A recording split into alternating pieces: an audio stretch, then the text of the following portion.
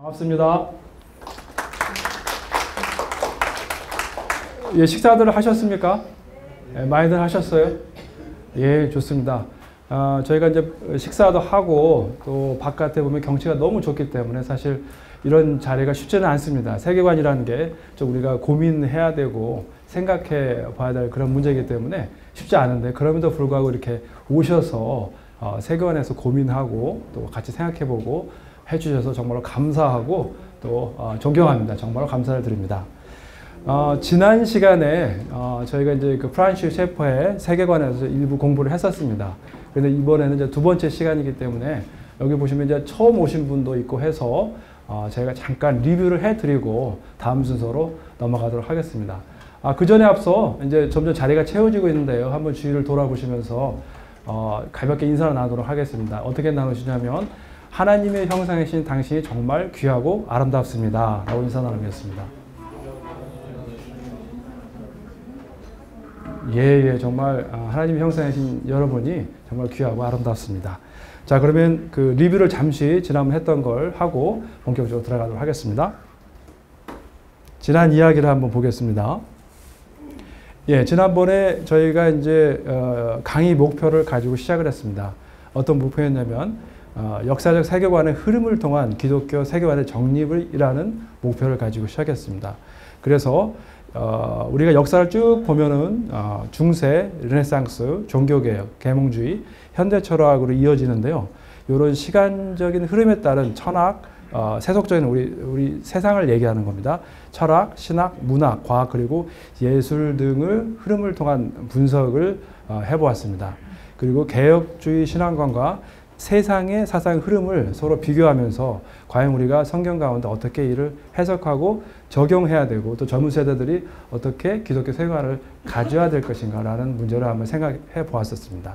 예, 그래서 이런 생각을 하기 위해서 이제 저희가 데이터를 모은 책들이 있는데, 프란시스 셰퍼의 저서들이 아래 본 세 가지가 있습니다.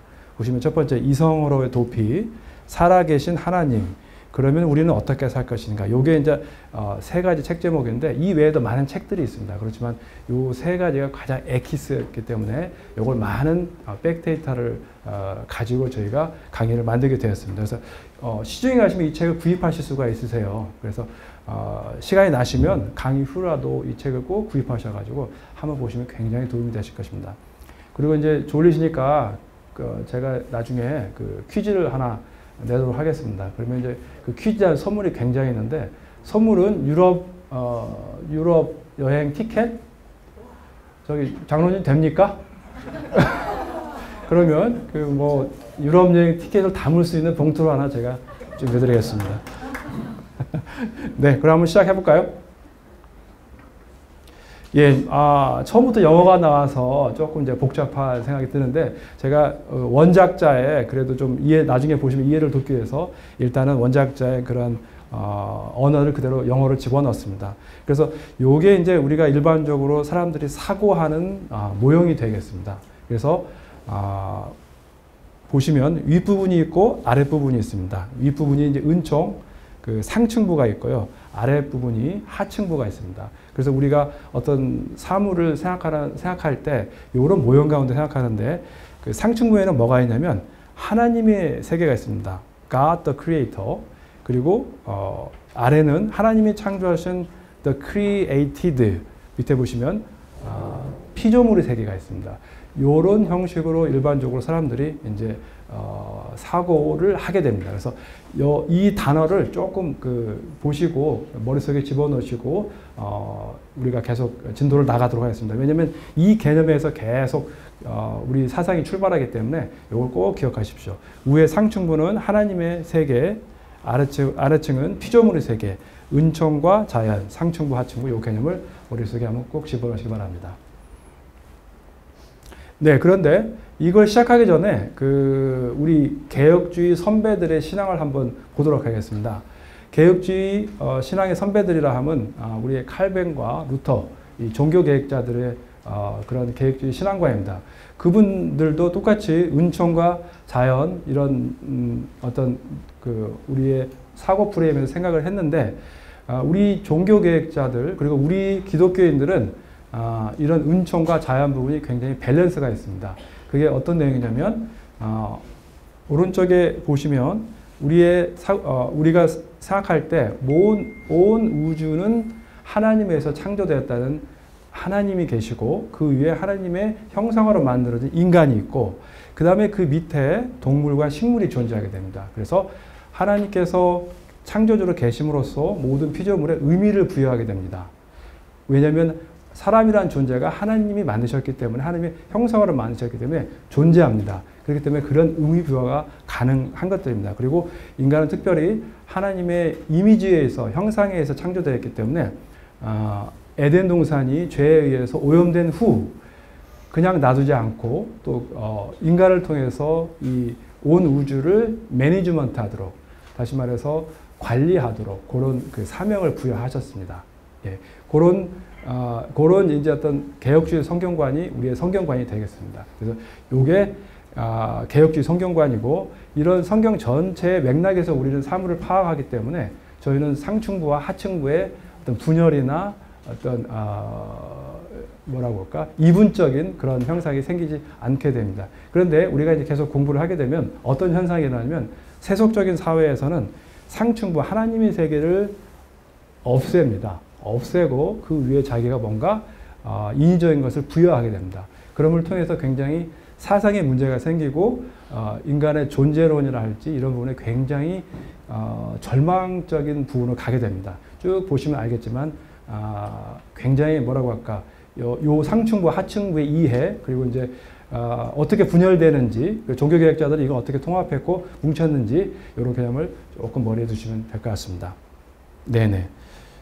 계속 가보도록 하겠습니다. 그래서 이제 요건 지난번에 강의 1회에서 했던 내용입니다. 그래서 저희가 비잔틴과 토마스 아퀴나스, 르네상스까지 한번 훑어보았습니다. 그래서 아까 말씀드렸던 상층부, 하층부의 개념이 있었는데 비잔틴은 이쪽 세계에서는 상당히 상층부가 중요했습니다. 하나님의 영역이 중요하기 때문에 어떤 예술 활동이나 그림을 그릴 때 인간적인 표현을 쓰는 것 대신에 굉장히 상징적인 심볼을 많이 썼었습니다. 그래서 옛날 비잔틴 시대의 건축 예술이나 혹은 그림들을 보면은 상당히 상징적이고 명확하지가 않습니다. 좀 모호한 측면이 있고 굉장히 상층들을 묘사를 했습니다. 그런데 신부이자 신학자였던 토마스 아퀴나스가 상층부가 너무 강조되는 비잔틴에 반발을 해서 어떻게 보면 하층부, 피조물의 세계에 자율성을 좀 부여를 하기 시작했습니다. 하층부에. 그래서 자율성을 부여하게 되다 보니까 위에 있는 상층부 세력들이 점점 줄어들면서 자연의 세력들이 하층부의 세력들이 점점 파워가 세게 됩니다. 그래서 르네상스 시대에 와서는 완전히 이제 상층부보다는 하층부가 굉장히 성장하게 되고 인간의 모든 활동이 이제 충분히 성장해서 자리 잡는 그러한 시기가 됩니다. 그렇지만 르네상스 시대의 천재였던 레오나르도 다빈치는 이 하층부에 너무 집중하게 되면 인간의 의미성을 잃기 때문에 뭔가 상층부를 더듬어 찾기 시작했습니다.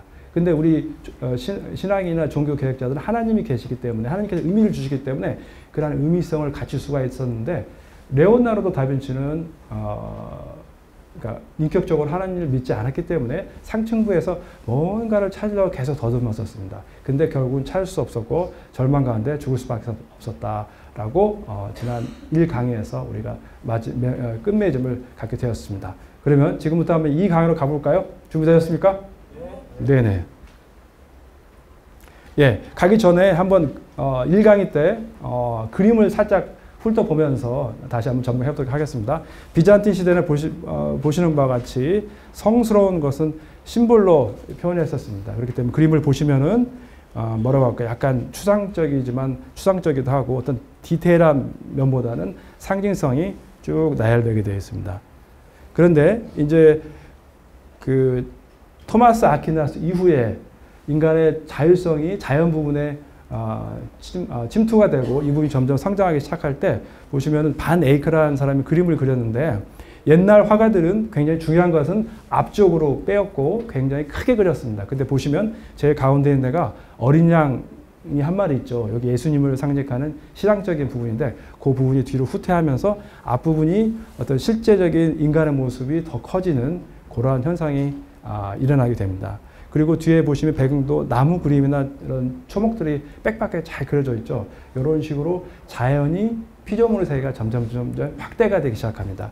그리고 더 발전되어서 같은 사람이 바네이카 그린 그림인데 그 이후에 더 확대가 되어서 오른쪽에는 메리 마돈나입니다. 카톨릭 쪽에. 그 왼쪽에는 그 당시에 재상 프라임 미니스터 제사 샹셀러 재상이었었는데 그 인간과 그 성스러운 마돈나를 같은 위치에까지 끌어오게 됩니다. 다시 말해서 점점점 자연이 커지고 상층부 하나님 쪽에 부분이 점점 축소되기 때문에 이제는 대등한 위치까지 오게 됩니다. 그 다음에 더 발전해서 이제 부케라는 사람이 그림을 그려보는데 이 사람은 더 이제 아예 그 상층부를 더 잠식시켜 버립니다. 그리고 인간적인 부분을 더 살려가지고 이제 보면은 세인트 메리의 그림이 보시면 이제 뭐라 그럴까 마치 모델 표지처럼 그런 식으로 아주 그 관능적으로 또 가는 그런까지 발전을 하게 됩니다. 그래서 이 시대에 와서는 이제 마침내 자연 세계가 하나님의 상층부 은총의 세계를 잠식해버리는 그런 시대까지 오게 됩니다.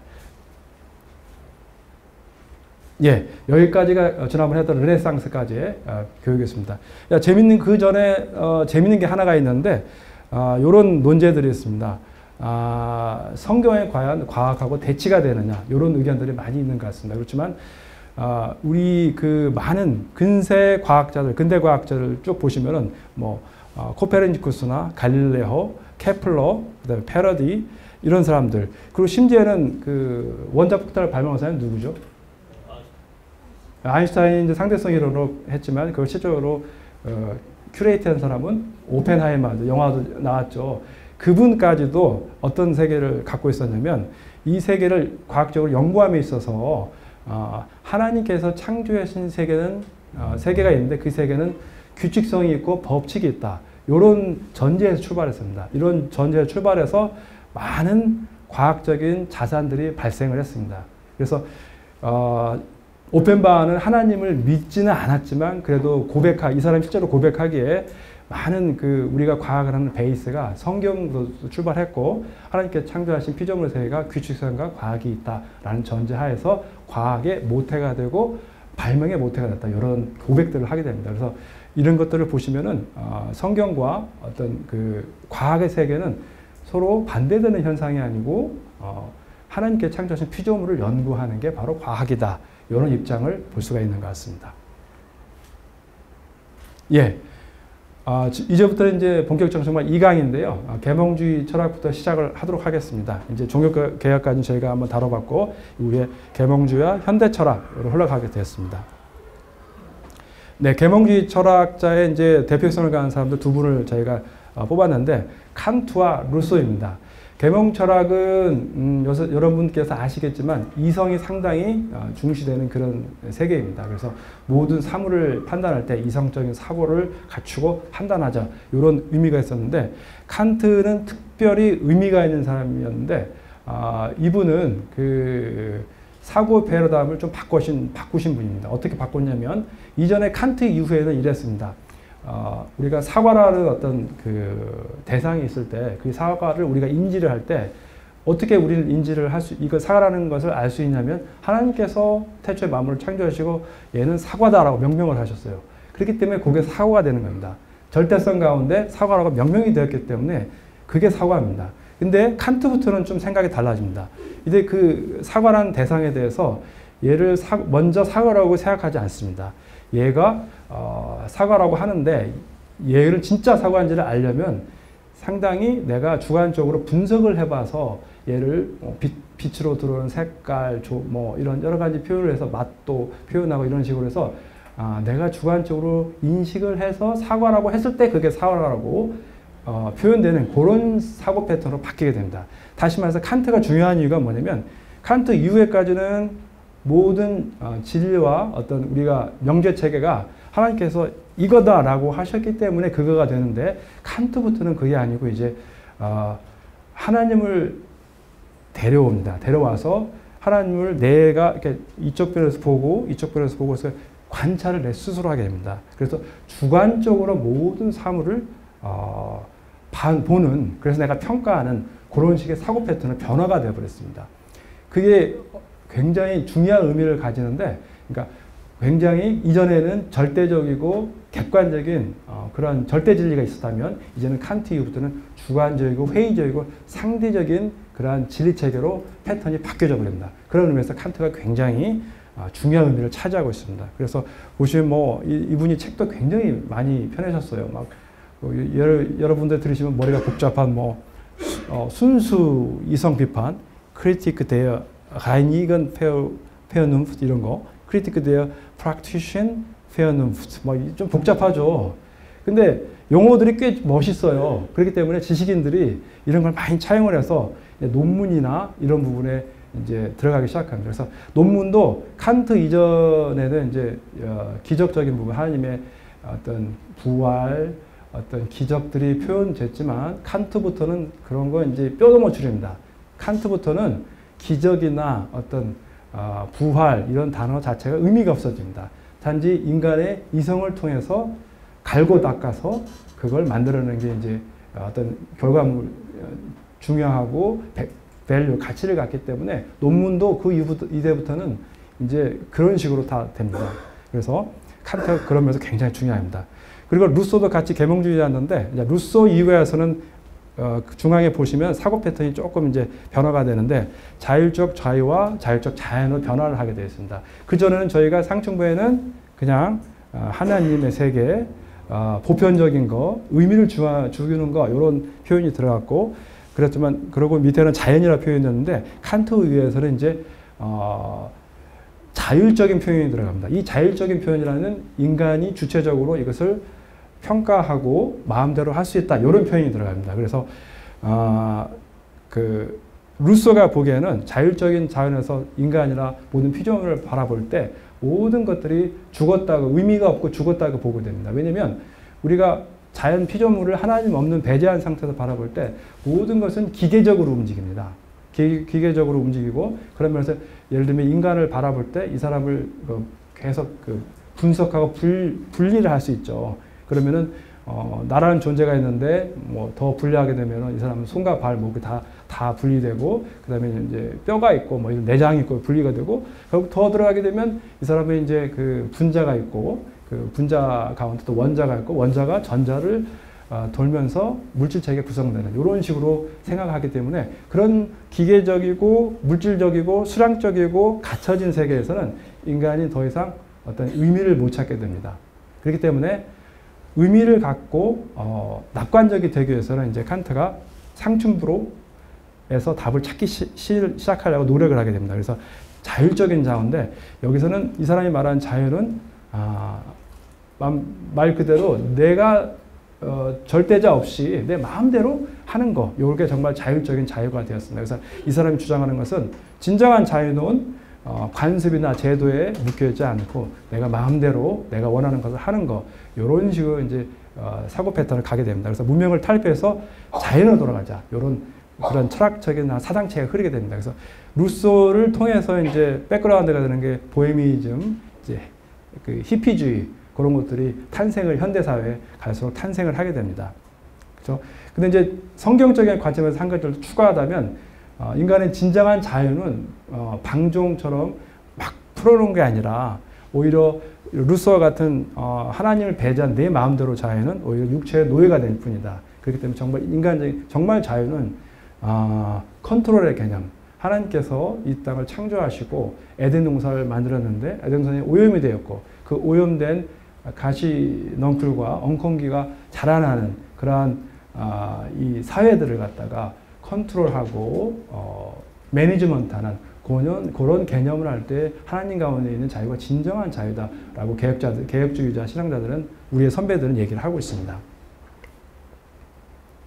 그래서 이제 이런 현상 가운데 한 가지 나오는 이제 도덕성에 관한 문제를 또 언급하기 시작했는데 그 세디즘 들어보셨죠? 세디즘 이제인데 요 사드 후작으로부터 나온 이제 용어입니다. 세디즘이란 건 뭐냐면 뭐라 볼까? 인간은 자연적으로 그렇게 결정된 존재이기 때문에 하나님 없는 상태에서 그 세속주의자들 생각하는 겁니다. 자연적으로 결정이 됐기 때문에 이렇게 나와버렸기 때문에 남자는 물리적으로도 강하고 여자는 약하기 때문에 남자는 여자를 마음대로 할 수 있다. 그래서 가학적으로 다룰 수 있다. 이런 어떤 문화 사상적인 표현입니다. 그래서 이 사람으로부터 사디즘이 나왔다는 거 그런 것도 한번 기억했으면 괜찮을 것 같습니다. 예, 그래서 이제 계몽주의 철학 이후에 좀 더 이제 사람들 생각이 발전되기 시작합니다. 다시 한번 다 가보겠습니다. 그래서 더 발전돼서 헤겔이라는 사람이 나옵니다. 헤겔 많이 들어보셨죠? 근데 헤겔에 와서는 인간의 사고 패턴이 좀 많이 사고하는 방법이 많이 바뀌게 됩니다. 보시면 이제 이분도 칸트나 루소의 영향을 같이 받으면서 오신 분인데 문제는 헤겔 이전의 사람들은 제가 말씀드렸듯이 어떤 생각을 할 때 정과 부정, 다시 말해서 얘가 진리, A가 진리다라고 생각하면은 얘에 대한 반대는 비진리가 반대였습니다. 그래서 객관성에 대해 객관적으로 객관성을 가지고 우리가 판단한 하나님께서 얘를 사과다라고 해서 이게 사과가 되는 반면에 헤겔은 좀 생각을 바꿨습니다. 회의적으로 어떻게 되면 정반합으로 사고를 하는 그런 패러다임을 만들었습니다. 이 그 헤겔의 사고 방식은 현대인의 사고 방식하고 똑같습니다. 그래서 예를 들면 사랑이 뭐죠? 라고 물었을 때 사랑은 이것이다 라고 우리들은 정의를 할 수 있습니다. 성경에 볼 때 사랑은 오래 참고 이런 뭐 온유하고 이런 개념 우리는 나갈 수가 있는데 헤겔에 있어서는 사랑이 뭐냐 그러면 사랑이 뭡니까? 라기부터 시작합니다. 사랑이 뭡니까? 그렇기 때문에 어떤 주관성과 회의성 절대진리가 아닌 그런 패턴으로 사고방식이 완전히 바뀌어버립니다. 그래서 헤겔에 와서는 정반합의 패턴으로 사고를 하게 되고 오늘날의 젊은이들 특히는 어떤 진리 체계를 주면 그 진리를 있는 그대로 받아들이는 게 아니고 생각을 하게 합니다. 이게 무엇인가? 이게 A인가? B인가? 이거 C로 도출시켜보자. 그 다음에 또 발전시켜보자. 이런 계속 무한반복의 진화론적 관점으로 나가게 됐습니다. 예. 그러한 흐름 가운데 이제 신학자가 한 명 있었죠. 여러분들 많이 들었던 키에르케고르입니다. 키에르케고르는 여기서 분류하기에 유실론적 실존주의다라고 하는데요. 이러한 흐름 가운데 어떤 흐름이 있었냐면 아까 말씀드렸지만 아래 하층부의 세계에서는 모든 게 기계적이 되고 모든 걸 분석하고 정량적으로 되면 더 이상 인간이 의미가 없다. 그렇기 때문에 인간의 의미는 상층부에 찾아야 된다. 그러기 위해서는 종교도 상층부로 도약을 해서 여기서 뭔가를 찾아야 된다. 그런 운동을 시작한 게 키에르케고르라고 볼 수가 있습니다. 그래서 밑에 보시면 이제 그 흐름을 쭉 볼 수가 있는데 제일 처음에 우리가 은총과 자연, 상층과 하층을 시작했는데 루소와 칸트에 와서는 자율과 자연 이렇게 변화가 되었고 이제 키에르케고르에 와서는 우리 신앙도 비합리적인 신앙이 낙천적이고 회피하고 밑에 너무 이성적으로 하는 신앙은 비관적이다. 이렇게 신앙체계 자체까지도 영향을 미치게 됩니다. 이해되십니까? 오늘 이해되십니까? 따라올 수 있으세요? 알겠습니다. 자, 그 과정에 실존주의 철학자들이 나오는데 이 실존주의 철학자들은 현대사회에서 정말 모태가 되는 그런 실존주의자라고 보시면 될 것 같습니다. 여러분들이 아시는 그 많은 분들이 있지만 그러면 그 중에 그 장폴 샤르트르나 알베르 까미 이런 사람들이 많이 들어보셨죠. 그 다음에 야스퍼스도 있고 하이데거 이런 사람이 이제 대표적인 사람들인데 실존주의가 나옴으로써 이제 그 이후에 포스트 모더니즘이 나오기 시작하고 그러는데 이 사람들은 정말 이제 어떤 현대 철학의 그 현대 사고방식에 정을 박은 사람들입니다. 그래서 오늘날의 모든 사고 패턴은 이제 실존주의가 모태가 돼서 시작하게 되는데요. 샤르트르부터 생각하자면 이제 그 인생은 부조리하다, 압수요구디 때 이제 그렇게 표현하는데 저는 샤르트르를 보고 참 뭔가 뭐라 그럴까 경악을 좀 했는데요. 이게 이 사람이 굉장히 천재입니다. 정말 천재고 굉장한 사람인데 왜 그러냐면 이 부조리에 대한 개념에 대해서 우리가 얘기할 때 보통 부조리 하면은 뭔가 뭔가 뭐라고 그럴까, 이 사람이 잘못해서 뭔가 부조리하다 이렇게 우리는 표현을 쓰지만 여기서 말하는 부조리는 그런 부조리가 아니고 어떤 거냐면 하나님께서 에덴 동산을 창조를 하셨는데 그 에덴 동산에 아담과 이브가 있을 때는 하나님과 교통을 했기 때문에 모든 게 꽉 차고 충만한 뭔가 끊기지 않은 그런 그런 상황이지 않습니까? 근데 죄악이 들어옴으로써 그게 단절 상태가 딱 떨어져 단절이 돼버리거든요. 하나님과 인간 관계가. 그러면서 아담과 이브가 이게 뭐지? 뭐가 끊겼지? 이게 느끼는 상황이 바로 부조리입니다. 그렇기 때문에 이 부조리 개념을 보고 제가 굉장히 충격을 받았습니다. 정말 이것은 어떻게 보면 굉장히 뭐라고 할까, 천재적이면서도 어떤 영감을 받은 그런 개념이지 않나 그런 싶습니다. 그래서 이 사람이 말한 부조는 아까 말씀드렸듯이 우리가 일생생활을 하면서 뭔가 이게 뭐지? 약간 끊겨지는 느낌. 그게 부조리 개념입니다. 그래서 그런 끊겨짐이 있는 느낌이 있기 때문에 그 가운데 우리가 행동으로서 내 자신을 보여줘야 된다.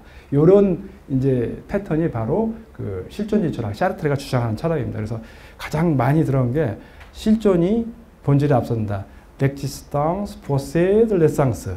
요런 이제 모토를 가지고 시작하는데, 다시 말해서 우리가 나를 표현하는 것은, 내가 사랑하는 것은 내가 선택을 하고 그게 옳든 그르든 내가 선택하면서 만들어가는 선택 과정이 바로 인생을 찾아가는 정확한 답변에 대한 나의 리플라이다라고 샤르트르가 얘기를 했습니다. 그래서 예를 들면 정말 샤르트르는 요런 표현을 했습니다.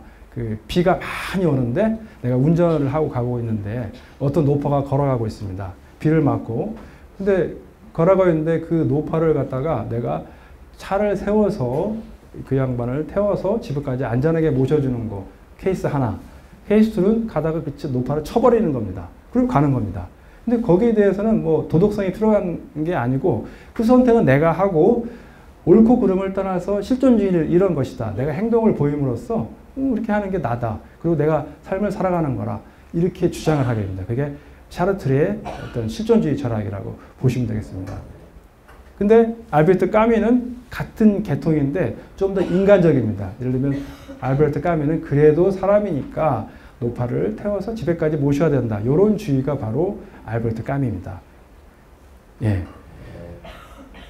네네, 그렇습니다. 그리고 이제 야스퍼스 가게는 파이널 익스피리언스라는 표현을 썼는데, 이 사람은 어떤 체험, 신비적인 어떤 느낌, 필 받는 게 상당히 중요합니다. 그래서 이 사람 표현에 의하다면 이제 목장을 아주 평화로운 목장을 걷고 있는데 거기서 불어오는 바람들, 향기들을 쫙 맡았는데 그 맡은 게 너무 한순간 기분이 딱 좋아졌고 그러면서 내가 자아감이 팍 느껴졌어. 요런 게 이제 굉장히 중요한 사람입니다. 그런 걸 위해서 살아가는 사람이라고 표현하고, 하이데커 같은 사람은 불안, 앙스트라는 표현을 썼는데 이 사람은 인생은 불안 가운데 있다. 그렇기 때문에 불안이 있음으로써 내 자아가 인식이 되고 내 자아가 인식이 됨으로써 나는 결정을 할 수 있는 요구를 지니게 된다. 임무를 지니게 된다. 이렇게 표현했습니다. 그래서 조금 말장난이기도 하지만 좀 그렇죠. 하여튼 여기서 주장하는 건 뭐냐면 실존주의자들은 이성이 아닌 행동, 느낌, 그런 게 굉장히 중요합니다. 그래서 우리가 인생을 살아가면서 생각을 해봤자 결국은 다 죽음이다. 결국은 다 허무해지고 다 기계적으로 변하고 다 그렇다. 의미 없어. 그렇기 때문에 너희들은 위쪽으로 가. 상승부에 가서, 상층부에 가서 네가 행동하고 느끼고 필을 통해서 인생을 살아가자. 이런 게 실존주의의 이제 어떤 철학이라고 보시면 되겠습니다. 그 밑에 광고도 있죠. 지난번에 말씀을 드렸지만 이제 나이키 광고가 just do it. 해라. 생각하지 말고. 그죠? 약간 실존적이죠. 그죠? 그런 것들. 그 다음에 sheer driving pleasure. BMW. 순수한 운전자의 기쁨. 근데 밑에는 아우디 for shipping through technique. 기술을 통한 도약. 그러니까 아우디는 하층부죠. 그죠? 그러니까 차가 잘 안 팔린다고 그랬었죠. 그리고 이 현대는 뭐죠? 기술의 현대인가요? 기술의 현대? 차가 많이 안 팔리겠죠. 우리나라에서는 모르지만 밖에서는 농담입니다. 하여튼 그런 광고 문구도 상당히 그 실존주의 철학에 기초해서 많이 팔린 것 같아요. 왜냐하면 그게 일종의 세계적인 흐름이기 때문에. 그렇다고 똑같이 카피하라는 건 아니고요. 예, 계속 가보도록 하겠습니다. 이런 경향이 있음에 따라서 이제 종교적인 실존주의도 나오게 됩니다. 대표적인 사람이 이제 많이 들어보셨지만 칼 바르트라는 분도 계시고, 이제 이런 분들의 주장은 성경은 오리를 내포하고 있으나 어쨌든 종교적인 말씀에서 성경이 나온다. 그래서 우리가 합리적으로 이성적으로 이해가 안 되더라도 그냥 상층부로 도약을 해서 거기서 이렇게 더듬어서라도 빛을 찾아가는 게 우리가 뭐라 그럴까 진정한 신앙이 아닌가 이렇게 표현을 하게 됩니다.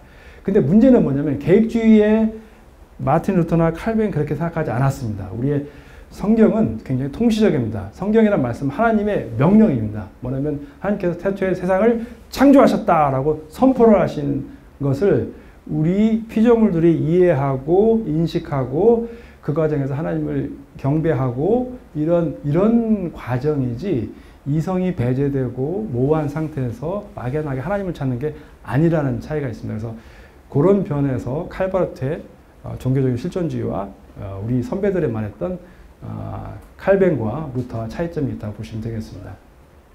예, 그래서 그런 부분이 이제 칼바르트 쪽이고, 폴 틸은 좀 더 가서 이제는 신신학 쪽으로 더 이동을 하게 됩니다.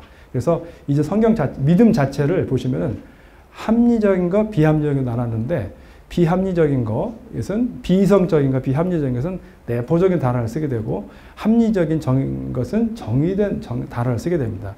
그래서 이게 왜 중요하냐면 폴 틸리 같은 양반은 이제 우리가 말하는 소위 십자가, 부활, 예수님의 기적 이런 것들을 용어는 같이 씁니다. 왜냐하면 기적이나 부활 이런 것들은 종교적인 함축적인 의미를 띠고 있기 때문에 굉장히 인기가 있고 좋습니다. 근데 문제가 되는 게 뭐냐면 그 정의 자체가 우리가 말하는 우리는 십자가 말했을 때 예수님께서 우리 죄를 사하시고 돌아가시고 우리를 구원하신 십자가를 의미하지만 이 친구들은 그렇지 않습니다. 십자가가 마약이 될 수가 있습니다.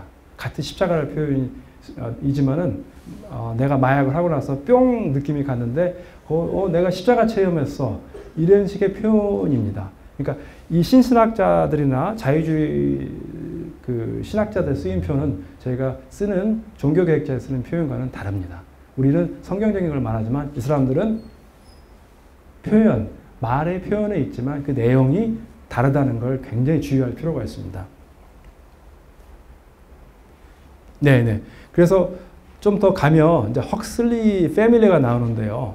이 사람들은 그 상층부 경험을 위해서는 이제 마약까지도 좀 필요하다. 그런 주장까지 하게 됩니다. 그래서 정리하자면 상층부와 하층부가 있는데 하층부에 너무 침착을 하게 되면은 모든 게 죽음이라고 표현됩니다. 모든 게 기계적이고 그렇기 때문에 행복과 낙관성을 위해서는 상층부로 도약을 해야 되는데 그 상층부의 체험을 위해서는 헉슬리 패밀리들은 이제 마약을 써서 상층부를 체험하자 이런 쪽까지 가게 됩니다. 정확히 조금 내용들이 있는데 시간상 그건 스킵을 하고 한번 쭉 읽어보시면 될 것 같습니다. 예. 그래서 요즘 날은 또 미셸 푸코라는 사람을 또 뺄 수가 없죠. 그러니까 미셸 푸코도 상층부의 흐름에 있는 대표적인 철학자들의 한 사람이고 포스트모즘의 어떤 철학자 중에 사상가 중에 한 사람입니다. 그래서 이분도 이제 더 이상 이성적에 가봤자 우리가 해답을 찾을 수가 없다. 이성적에 가봤자 인간도 기계고 모든 만물이 우주 전체도 정교하게 움직이는 기계이기 때문에 여기서 무슨 의미가 있겠느냐. 그러면 상층부에 가자. 그러면 더 많이 가다 보면 마약도 쓰지만 또 그 상층부의 매든이 상태 아주 그런 광기까지 가야만이 정말 진정한 상층부를 경험할 수 있다. 이런 이제 철학의 흐름까지 가게 됩니다. 네.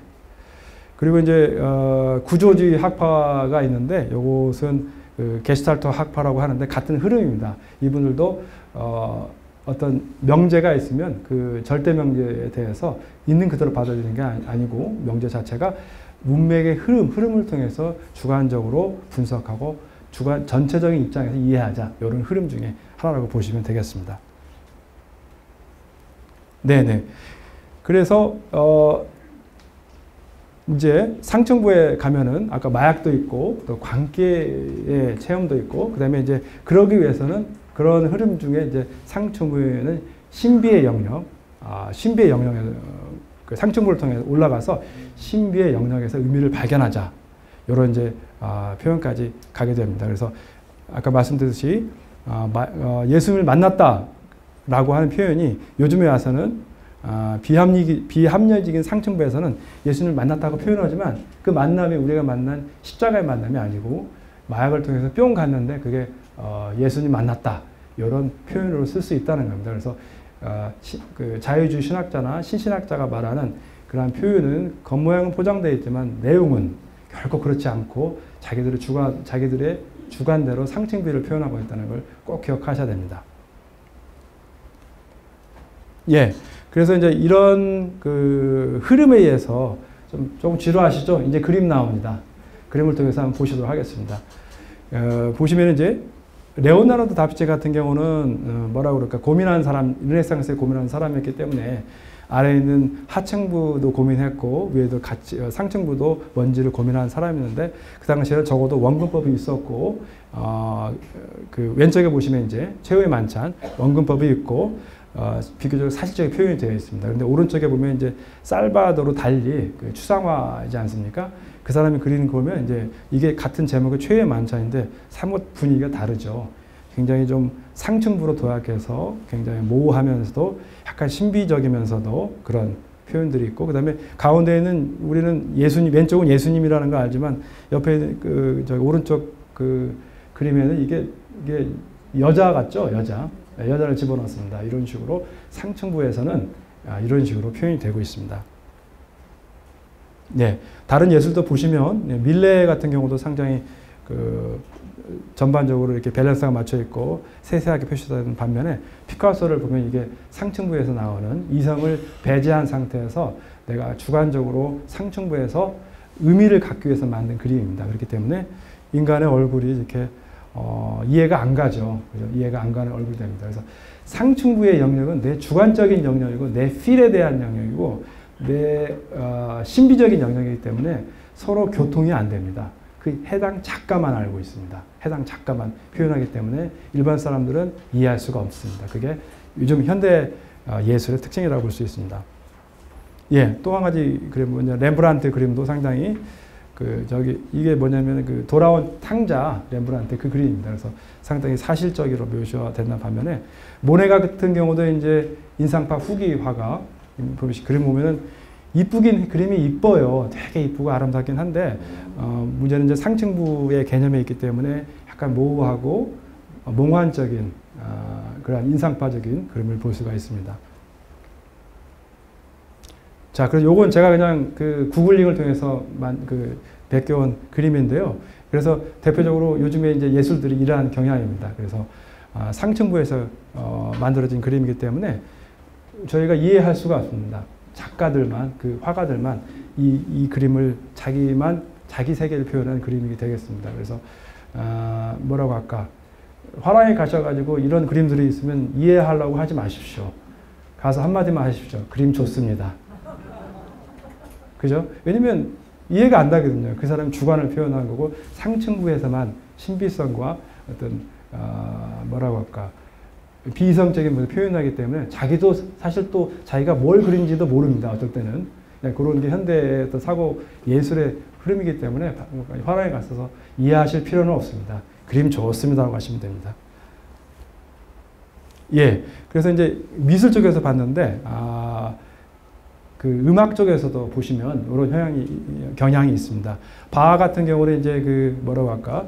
보시면 성경의 관점에서 소리라는 학을 가지고 작곡하고 소리를 표현하는 어떤 하나님께 주신 어떤 세계를 규칙적으로 연구하는 과학자처럼 소리를 연구하는 음악이라고 우리가 얘기할 수 있다고 하면 이제 번슈타인 같은 요즘의 그 음악가들을 이제 상층부에서 왜냐면 하층부는 너무 비관적이기 때문에 기계적이기 때문에 상층부로 올라가서 뭐라고 할까 거기에서 어떤 행복을 발견하고 의미를 발견하는 현상들을 볼 수가 있습니다. 이거 유튜브 나오는데 한번 틀어볼까요? 네. 들어볼까요?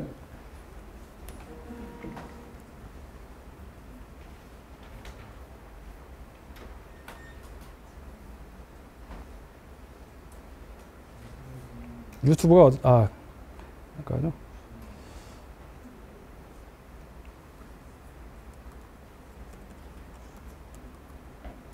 영락교회가 나올 연결이 안 됐군요. 제가 핸드폰으로 한번 찾아볼게요.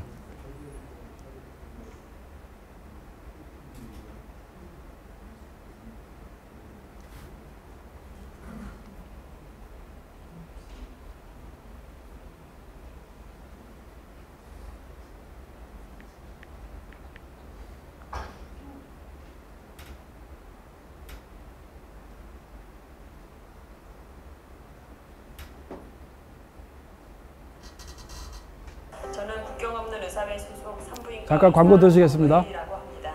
이제 아기를 많이 낳으면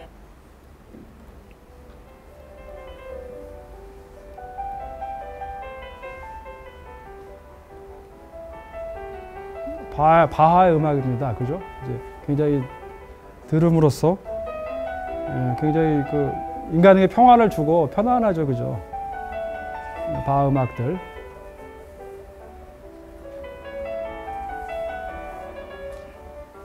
자, 이제 한번 번슈타인 음악을 들어보겠습니다.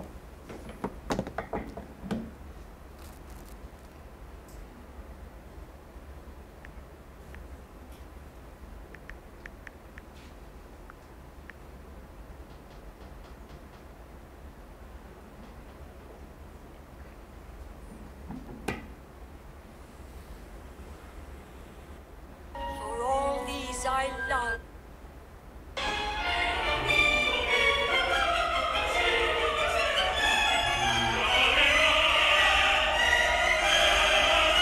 뭔가 위로 올라가라는 느낌이죠.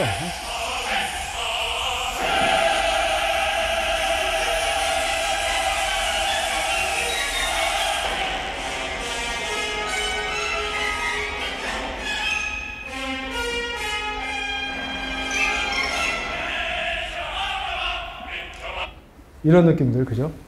많이 좀 패턴이 다른 것 같습니다. 그래서 하여튼 상층부로 올라가는 문화와 음악 예술들은 이런 식으로 변화한다는 것을 아마 볼 수 있을 것 같습니다. 정리하자면 이제 거의 마무리하도록 하겠습니다. 정리하자면 우리 개혁주의 선배들 칼빈과 루터 이런 분들은 또 우리들은 성경적인 관점에서 상층부와 하층이 분열이 가지 않습니다. 왜냐하면 하나님께서 위에 계시고 만물을 창조하시고 의미를 주기 때문에 이런 게 밸런스가 있고 진정하게 우리가 우리를 알 수 있는 그런 성경적 관점이 있습니다. 그렇지만 세상 사람들은 상층부에서 하나님이 제거됨으로 하나님이 제거된 공간에 어떤 해피니스, 행복을 내야 되기 때문에 낙천적인 걸 나기 때문에 그 부분이 비이성적인 부분으로 변화가 되고 신비한 환각이나 느낌, 요즘 와서는 이런 식으로 흘러가게 된다는 것. 그리고 하층부에서는 더 이상 의미를 못 갖는다는 것. 왜냐하면 인간을 정교한 로봇이나 어떤 우주 전체를 기계적으로 보기 때문에 그러한 패턴이 있다는 것. 그런 식으로 흘러가게 되는 것 같습니다. 예, 그래서 제가 말씀드린 우리 개혁주의 신앙을 총 정리를 하는 게 요거라고 보시게 되면 되겠습니다. 하나님께서 만물을 창조하시고 인간의 형상에 따라서 하나님의 형상에 따라 인간을 만드시고 그 밑에 동물과 식물을 주셔서 인간이 하나님의 형상을 가졌으므로 아래에 있는 피조물들을 매니지먼트하는 그런 창조 질서가 있습니다. 예, 그런 식으로 보시면 될 것 같습니다.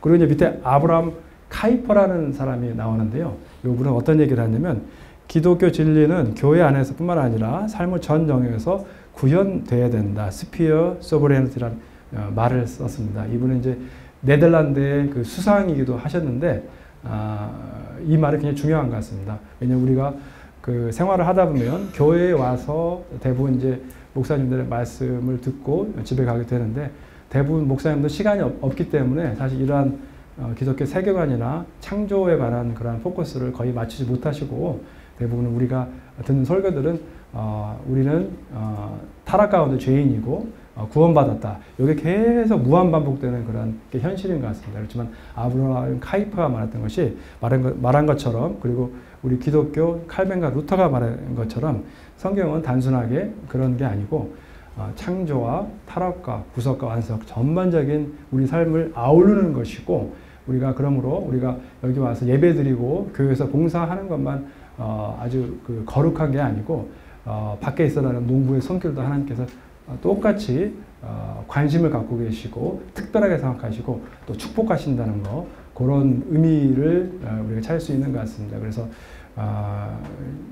경영학자도 이게 그 경영학 자체가 예를 들면은 그 세속적인 학문이 아니고 하나님께서 주신 거룩한 학문이고 그 가운데 관심을 가지고 에덴 동산에서 아담과 이브가 깨어진 에덴 동산을 매니지먼트 했던 것처럼 경영학도 우리가 하나님의 관점에서 매니지먼트 하는 관점에서 바라보고 더 하나님의 관점에서 발전시켜가고 이런 것들이 중요한 것 같습니다. 그래서 저희 세대까지는 단순하게 살았지만 저 이후의 세대들은 이러한 작업이 굉장히 필요하다는 것, 성경적 관점에서 세상을 이해하고 또 우리가 살고 있는 학문이나 예술, 문화 이런 걸 다 성경적 관점에서 해석하고 우리가 내 자리를 찾아가고 이런 부분이 굉장히 중요한 것 같습니다. 특히 젊은 세대들한테 이런 부분이 필요하지 않나 싶습니다. 예, 그래서 이제 직업 윤리의 관점에 있어서도 이제 의사라는 직업이 만약에 있었을 경우에 어떤 기독교 세관이 없는 의사님들은 뭐라 그럴까 그냥 환자가 오면은 환자 치료하고 돈 받고 그냥 뭐 잘 살고 이런 개념에서 끝나지만 기독교 의사는 이분이 오셨구나, 이분은 존재 자체가 하나님의 형상으로 만드는 존재이기 때문에 이걸 봤을 때 하나님의 형상으로 만든 존재를 보게 되고 병든 부분을 알게 되고 그 병든 부분을 치료함에 있어서도 인간의 신체를 볼 때 하나님께서 만드신 뭐 신경 구조나 뭐 내부 구조를 볼 때 경탄을 맞지 않는 그러한 과정이 될 것 같고 그러한 과정들이 또 하나의 월십, 예배가 되고 또 그러한 과정에서 환자를 바라볼 때도 전 인격적인 하나님의 형상을 육체와 정신과 하나님의 영혼을 바라보는 전 인격적인 치료도 가능한 것 같습니다. 그래서 그러니까 기독교적인 그 어떤 세계관이 그렇게 더 중요한 것 같습니다. 그래서 이런 기독교 세계관이 좀 더 많이 퍼져서 특히 우리 젊은 층에서 많이 보편화되고 사고할 수 있는 능력, 그다음에 성경을 통해서 내가 삶을 분석하고 또 세속적인 흐름이 이렇다는 것을 우리가 알고 이런 것들을 한번 짚어보는 게 굉장히 중요한 것 같습니다. 예, 그래서 강연은 여기까지 하고 마치도록 하겠습니다. 대단히 감사합니다.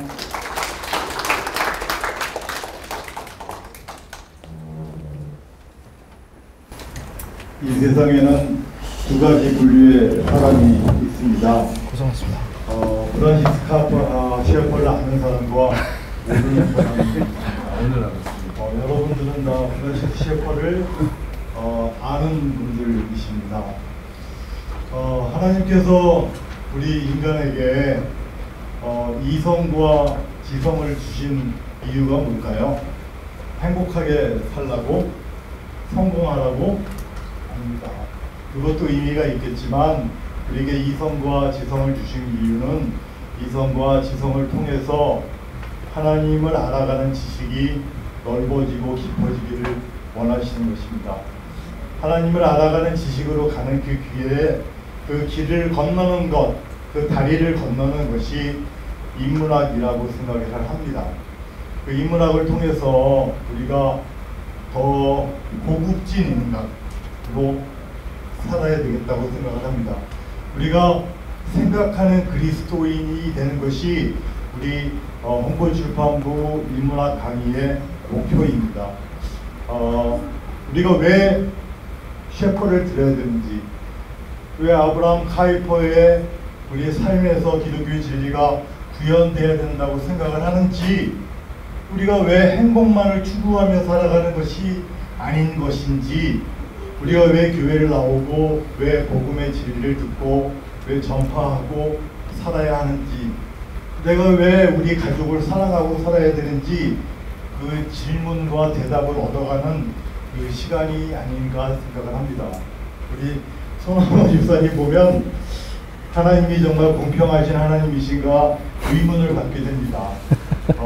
정말 박식한 이 역사와 또 철학과 그 이해가 또 그 삶에서 반듯하게 드러나 있는 참 모범된 크리스찬, 참 생각하는 그리스도인으로서의 삶을 살아가고 있기 때문에 개인적으로 참 존경하고 사랑하는 집사님이십니다. 또 이 강의를 들으신 모두 훌륭한 우리 그리스도인들이라고 생각이 듭니다. 우리 소나무 집사님 다시 한번 큰 박수하고.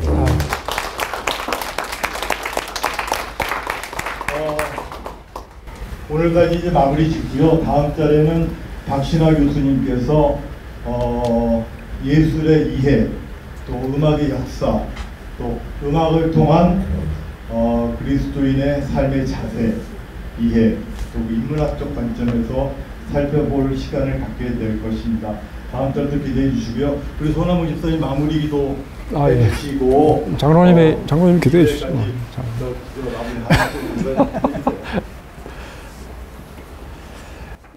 같이 기도하겠습니다. 하나님 아버지 감사합니다. 성경에서 볼 때 하나님께서 저희를 먼저 사랑하셨다고 하시고 또 저희가 죄인이었지만 먼저 사랑하셨다고 하시고 저희를 구원하시고 죄 가운데 구원하시고 또 영원한 생명을 주시고 또 하나님의 자녀로서 또 영생을 걷고 하나님과 거둘 수 있도록 해주셔서 감사를 드립니다.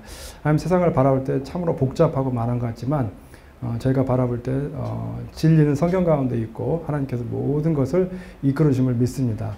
이런 하나님의 귀한 사랑을 저희 마음 가운데 더 알고 저희가 인생을 살아갈 수 있도록 도와주시옵소서.